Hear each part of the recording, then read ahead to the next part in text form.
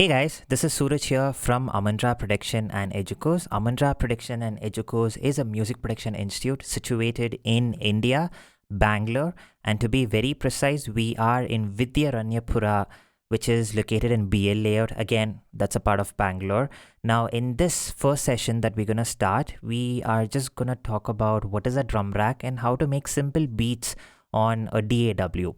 Now, the DAW that we use for this particular session is Ableton. Ableton is an industry standard. Now, I just don't want to get into the topic of which is the best DAW, but here we use Ableton, so let's just stick to it as of now. And to be honest, many people might even be like, what is a DAW? And this is purely for beginners. So, what is a DAW? DAW is a digital audio workstation. The reason we say digital audio workstation is because we work on audio files on a digital medium. Audio being the audio, digital being the digital, and workstation is nothing but the place that you work. For an IT profession, it could be his office. For a mechanic, could be his workshop, and for a scientist, could be his research laboratory. Now, for us, it's a system and a DAW, right? It's a software. Now, that's why we term it as digital audio workstation, which in short is called DAW or DAW. Now, in Ableton, you have many ways of creating or producing beat structure, but I'm just gonna show you one way, which is using a drum rack. Now, when you open Ableton, the Ableton page is gonna be in your live or session page, which is all of your tracks are in a vertical manner from top to bottom. For producing music, you could go ahead and do it even on the live, but I'm more of a studio person, so I'm gonna take it to my arrangement page where the tracks are from left to right. To be precise, it's on a horizontal version. Now here, I am gonna produce drums, right? Or I'm gonna make beats. So I'm gonna go ahead and choose my drums section. Once I click on my drum section, you have something called a drum rack. I'm just gonna drag and drop it on any of my MIDI tracks or MIDI channel. Now, if you guys want to know about what is a MIDI channel, MIDI track, go ahead, put it down in the comment section because I'm really not sure to which sort of an audience I'm catering to. If you really don't understand what is a MIDI channel and audio channel, I will go ahead and explain all of those terms also, but not in this video. If you guys want to know about it, please do drop it down in the comment section. Now, the moment I drag and drop the drum rack, you could see the MIDI channel's name is now changed to drum rack, and right here below, you could see something like a rack. Now, what is this rack is, to be honest, all of our homes do have a rack where we systematically arrange things. Could be your shoe rack, could be your utensils rack, could be your clothing rack, where you systematically arrange things, right? But exception like persons, people like me who never systematically arranges. But let's say that you're a person who systematically arranges things. Now, this is where I'm gonna go ahead and drop my one shots or my drum samples. Now, again, I'm gonna click on drums. I'm gonna come all the way down to see where I have single samples, or I'm gonna just click on drum hits, and I'm sure that you will have single hits over here. The first and most important thing in a drum is your kick, right? So I'm gonna go ahead and choose kick. Now, there is two ways of going about and searching it. You could go ahead and individually play and select sounds, but just for this particular session, I've already decided what drum samples that I need to choose, which I can directly go ahead and type it out here. So under kick 707 is the kick that I'm going to use. And the best part is in this drum rack, you can add both audio and MIDI files, works the best. In Ableton, the audio has a graphical representation in a small window. In Ableton, again, the MIDI is being represented like a briefcase. This, I'm not sure if that's a briefcase, but I like it to term it as a briefcase because sort of looks like a briefcase, right? So works both. You don't have to particularly change the MIDI channel to an audio in order to put in an audio file. That's the best advantage of using a drum rack. Now I'm gonna get into snare and I'm gonna choose snare. Then I'm probably gonna get into hats and I'm gonna go for closed hats. Then I'm gonna go for open.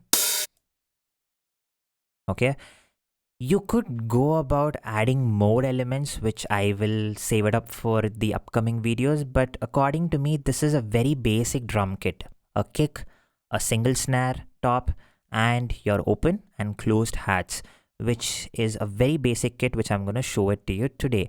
Now, to just revise what we have done till now is we've gone to drums, we dragged and dropped our drum rack. Once we dragged and dropped our drum rack, we got a drum rack underneath. Then I went ahead into my drum hits, typed 707. You could go ahead and choose any of those. Please take your own time and see how different samples sound. But I just went and typed 707, dragged and dropped my kick, then dragged and dropped my snare, then dragged and dropped my hats. After this, you need to program it, right? Because right now you've just chosen your samples that you need to program, but you still haven't got a place to draw or program your notes. This is where you need a MIDI clip. Now I am gonna drag a MIDI clip for 4 bars technically. Insert MIDI clip. Now why do you need to, why does it have to be 4 bars? What is a MIDI clip? Again, I really do not know for which sort of an audience I'm catering to, but if you guys have doubts regarding what is a MIDI clip and why exactly 4 bars, go ahead, put it down in the comment section, or you could mail me and we could take it further from there. Now, I've created a MIDI clip which then allows me or gives me the access to a piano roll. Now, this piano roll in return allows me to draw or program my MIDI notes. Now, what are my MIDI notes here? If you see all the samples that I've chosen in and dragged and dropped it on my drum rack, it appears here like kick, snare, closed hat, and your open hat. Now I'm gonna produce a genre or based on a genre called house, which first thing is I'm gonna go and change my tempo. Again, if you have no idea what a tempo is, put it down in the comment section. Now I'm going to change it to 128 because I like progressive house, and progressive house tends to be usually around 128 BPM, which is beats per minute. And I'm going to have my kick on all the counts. What do I mean by counts? If you see top, there are numerical representations, which is 1, 1.2, 1.3, 1.4. I'm going to have it on all the counts and the same on 2, 2.2, 2.3, 2.4. Then I'm just going to duplicate it. Right click, duplicate. Now there are also shortcuts like Command D and Control Shift M for creating a new MIDI clip. But since you guys can't see my keyboard, I'm not going to use the shortcuts. I'm whereas going to right click so that you guys see on the screen what I'm trying and clicking. Now, the number 1 rule for house genre is you need to have kicks on all the counts. And the number 2 rule is your snares have to be on 2nd and 4th count, which is 1.2, 1.4, and I'm just gonna duplicate this. So my snares on 0.2s and 0.4s, the same on 2nd bar, the same on 3rd bar, the same on 4th bar. Now your hats and open hats, you could place it wherever you want it, but please keep in mind that the whole sound should sound in a very rhythmic manner, should sound good, should sound groovy. You just because you could place it somewhere, don't place it in a way which spoils the vibe of it. Now before I could go ahead and place it, let's just listen to how the kick and snare sounds.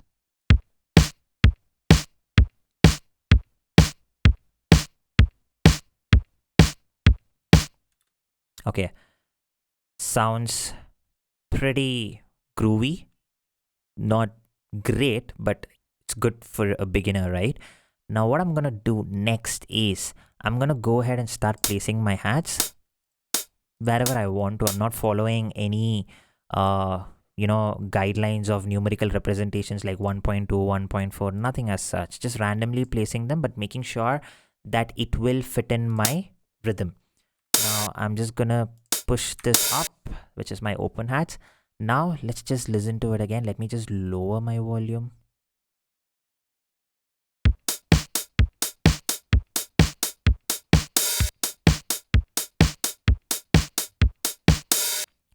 See, great, right? The rhythm all of a sudden is improved by another 30-40%. And I also have a small interesting factor where the hats keep going and then all of a sudden I have an open hat that jumps in. Now this is one of the very basic or a simple beat structure that you could go ahead and do it in Ableton.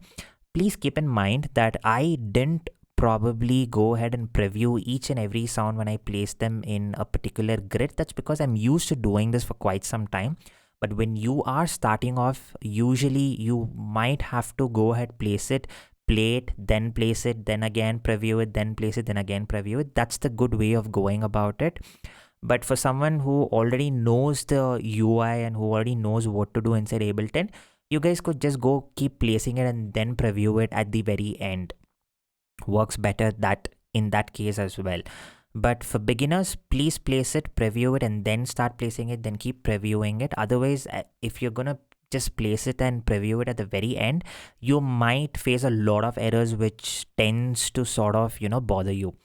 But just rounding off this on the whole, this is what a basic beat making using a drum rack is in Ableton. I fairly think this should be a very simple topic, but for someone who is not familiar with it, might be a little difficult. But yeah, practice makes a man perfect, as everybody says, right? So just keep practicing.